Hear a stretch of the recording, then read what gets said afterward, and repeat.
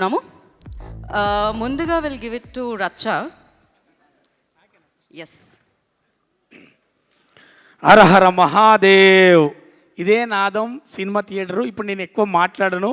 ఇది success shot, ఇది తాండవం షాట్ మాత్రం చెప్తా. మనకు సినిమా చూసినంత వరకు మీరు అందరూ ఇది సినిమా అనేది ఇవన్నీ భావన అనేది అన్నీ చెప్పిళ్ళు. బాలేబాబు గారి గురించి ఒక్క విషయం చెప్తాను నేను. బాలేబాబు గారికి నటనలో మన ఇండస్ట్రీలో పోటీ లేదనేది మనందరికీ తెలుసు. కానీ బాలేబాబు గారే నటనలోనే పోటీపడి నటించిండు. అతనే నటించడానికి పోటీపడి నటించింది అఖండవం.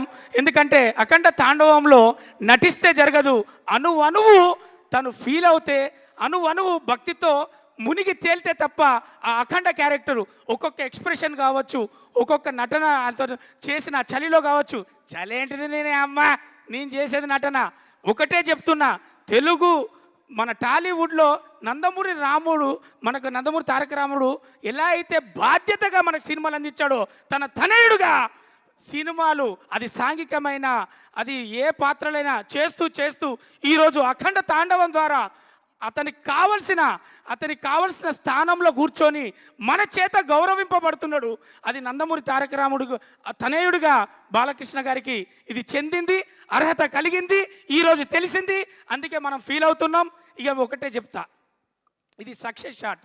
అమ్మా తెలంగాణ ఆడబిడ్డలారా, అక్క చెల్లెలారా, తమ్ముళ్ళారా, మన సర్పంచ్ ఎలక్షన్లు కూడా అయిపోయినాయి.